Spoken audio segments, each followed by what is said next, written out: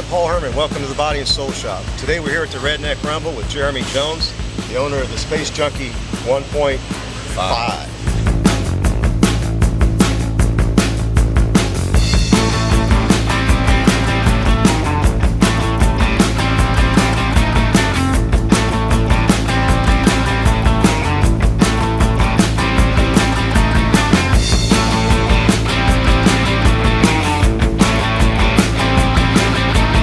I'm going to let him tell you the history behind it. It's really cool. The car is gorgeous. It turned out beautiful.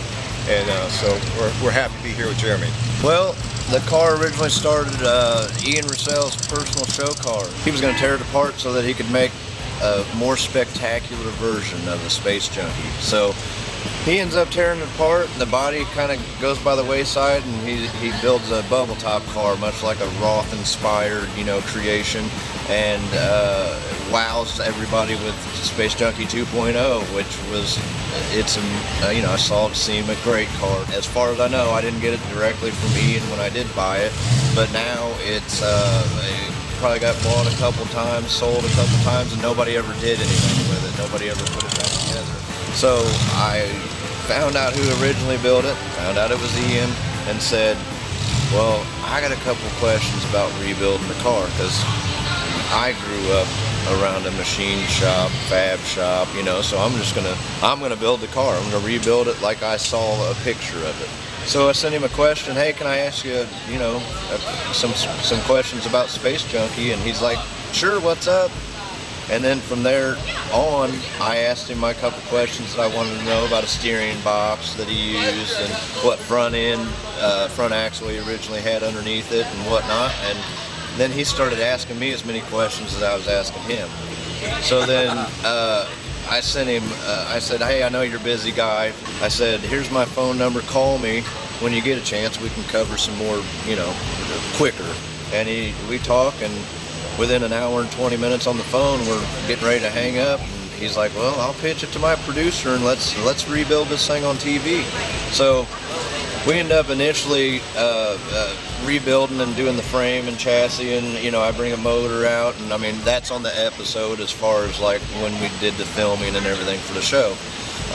There's another little partial episode where they get the motor fired up and running and driving, and I come pick the car up and everything.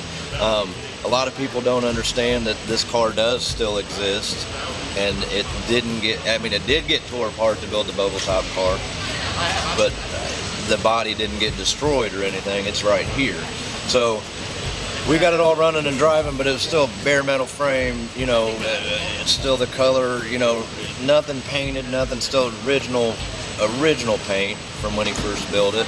And so I took it home and finished the rest of the fabrication and everything like that, and started detailing out like my shop's known to do. And then we went from there to blow it apart for body and paint and electrical and upholstery, and so ended up, the last thing we did on the car was we took a set of Detroit steel wheels and narrowed them down and made these floaters, and got new wheels or new tires on it, because I still had the original tires from the original build that Ian just happened to have, and had the original wheels, and they were just dry, rotted and cracked. So it's like, well, if I just even want to drive it around, I'd feel more safe if I had some new rubber, so, but that's kind of the gist of the story, and a lot of people don't know it. They think they know it because everybody says, I seen it on TV. I know what happened. I seen it on TV. Well, I lived it. I know what happened, so the episode where we're doing the chassis and everything like that and making it a roller again was, I think,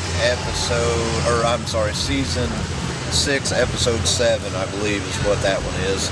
And then I got them written down, the other one where I come and pick it up. But then there's also another little snippet on another episode where I actually debuted it down at the Daryl Starbird show down in Tulsa.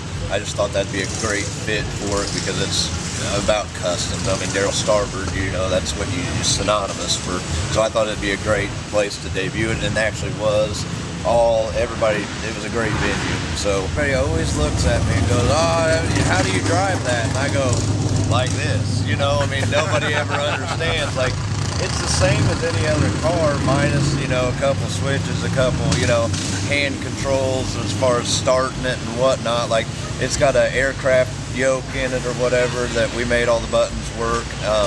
So your air ride and everything's at your thumb and your index finger as far as airing it up, and your start button and your kill switch and your headlights and turn signals, and everything is operational through the steering wheel. So it's like anything else. The only thing that's built around me, and I'm 6'2", and so was Ian, so it worked out. When I wasn't there, he was there, and he's the same height, same size shoe, and so it's built around me, and that would be the only difficult part. Other than that, there's a gas pedal, a brake pedal, and a, you know, a steering yoke, but it's a steering wheel, you know.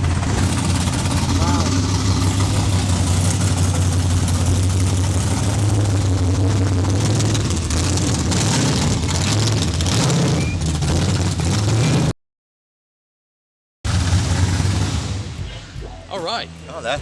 On that note, Yeah. how's I the love blind the spot smell on of that in the morning, don't you? Oh, where were we? How's the blind spot on this? Oh, so I took my buddy for a ride. We were at this little cruise in, and I was like, hey, let's go for a little ride around the block here. And he gets in, he's like, come to the first stop sign, and he's like, I get it now. He goes, I thought you were just kind of being a sissy about driving it and not wanting to and this and that. And I was like, he's like, you can't see anything. He said, yeah, I get it now. There's no way. You can't see anything out of this car, you know. But I just got my Facebook page, which is Jeremy Jones. Got a Instagram page, which is Jeremy Jones, but it's also under Pro Series Components, which is our business, me and my dad. And you know, there's build pictures on there, but I'm a funny guy, so there's also some antics that you probably shake your head about. So most people do. Jeremy, thank you so much, man, for giving us the story on your car. It's a Yep, beautiful car. no problem. Thank you. Really nice to meet you. Nice to meet you too. Space Junkie 1.5. You never know what's going to show up around here. Like the Model A Coupe just shows up at the Redneck Rumble. Well, fellas, I'm going to tell you, if you want it, if you want one of these, go see the Body and Soul Shop. Them guys? They'll do you right. Bunch of clowns. Bunch of clowns, that's right.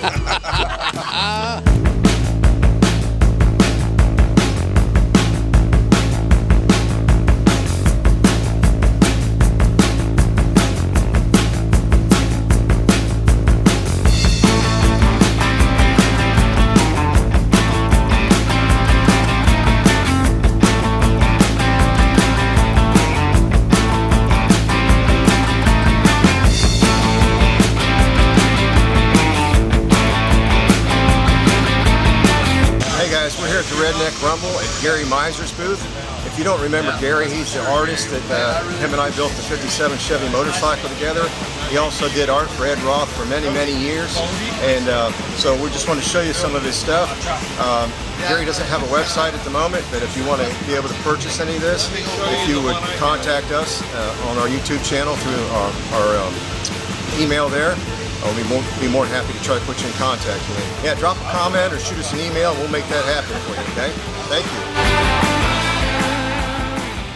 Hey guys, we really scored at the Redneck Rumble. I really needed some doors for the 65 F100. We're doing, had a couple pairs, but none of them were really very good. And as you well know, when you're on the clock, it's money to the customer.